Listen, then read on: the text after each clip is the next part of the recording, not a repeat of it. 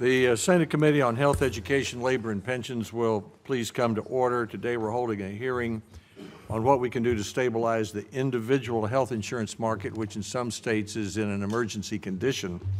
Senator Murray and I will each have an opening statement, and then we'll introduce our witnesses. We thank you very much for coming, and afterwards we'll go to a 5-minute round of questions. I have a prepared statement, but let me try a little different approach today. For 6 years, Republicans and Democrats have been fighting like the Hatfields and McCoys over the Affordable Care Act, which we call Obamacare. We're very good at this. We can make our speeches in our sleep and have cast many votes on either side of the aisle. I received a letter from Senator Kaine and I think a dozen other Democratic members of the Senate saying we'd like to work with you as you Republicans begin to take a look at the Affordable Care Act and make changes in it. I responded to him to say I'd like to do that.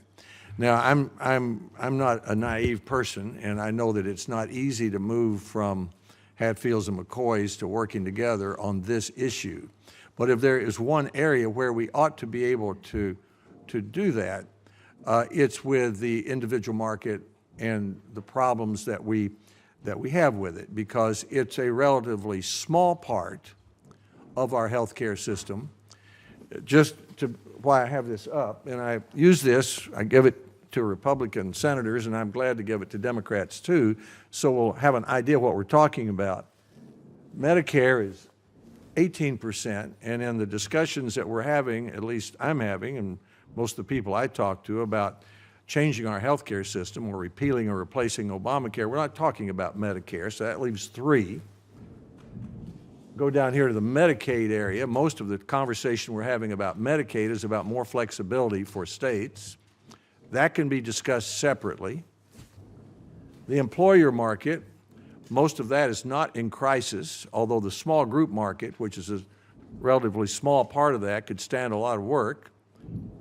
But where the trouble is, and what this hearing is about, is the individual market, the people who buy insurance themselves in the individual market. They're too young for Medicare, they're not covered by Medicaid, they don't have insurance through their employer, which is where most people get their insurance, so they're in the individual market.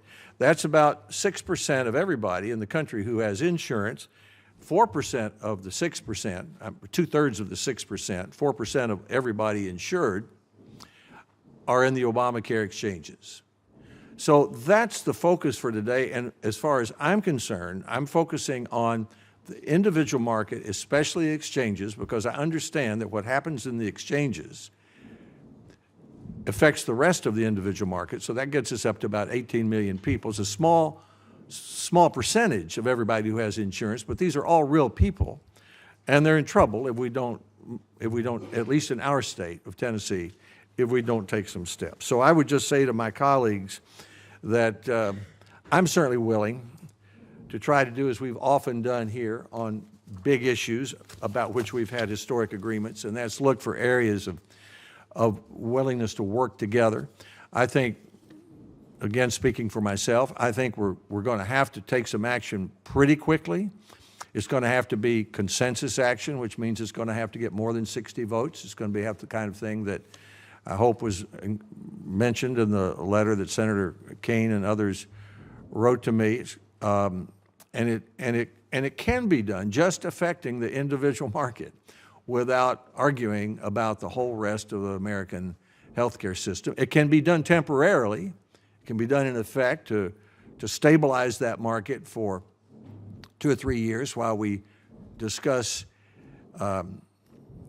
everything else. And I think it means that Republicans are going to have to approve some things we normally might not support, and Democrats are going to have to do some things they normally might not do during this transition.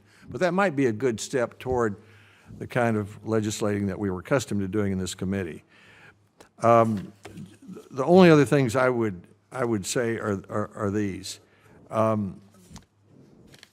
In my home state of Tennessee, in September of 2016, and we'll hear more about this from Julie McPeak, the state insurance commissioner, we woke up one morning and Blue Cross Blue Shield announced that it was pulling out of Nashville, Memphis, and Knoxville. That's 131,000 people who had Blue Cross insurance and in the individual market, and they wouldn't be able to buy it in 2017, so they don't have that option this year. Well, that's an alarm bell in every one of those homes. I mean, it's a lot of trouble when you lose your insurance option.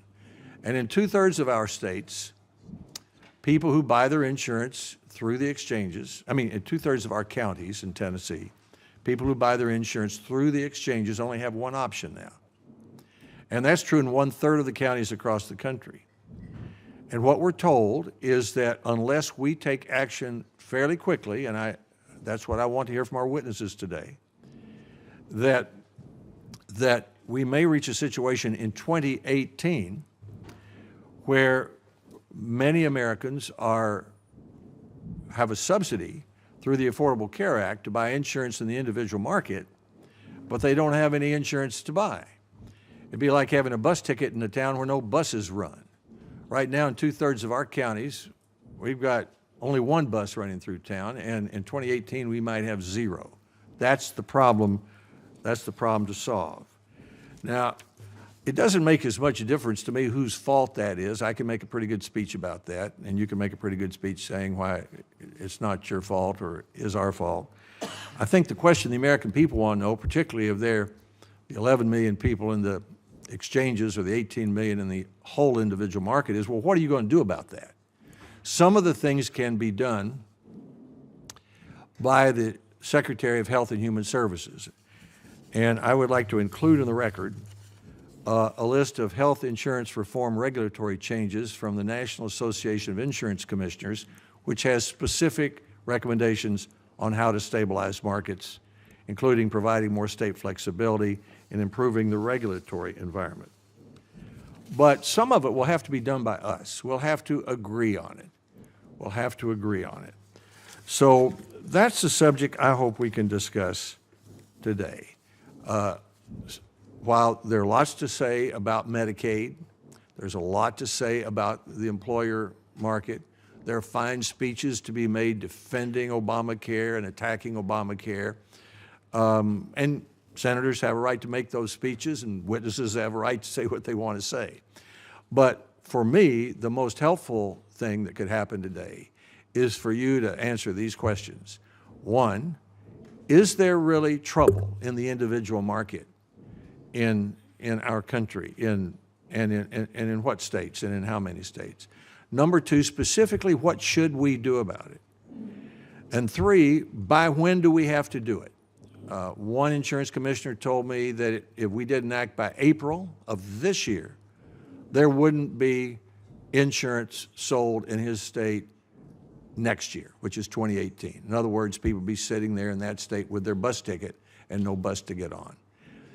So that's what I hope the hearing is about, and I hope I thank Senator Kaine and others for their letter. It's in the spirit of the way Senator Murray and I have worked on a lot of issues over the last couple of years. I realize this is a contentious issue, and I realize this is a contentious time, but things change. And when people need help, we're supposed to provide it. So I thank the witnesses for coming and so many senators for being here, and Senator Murray.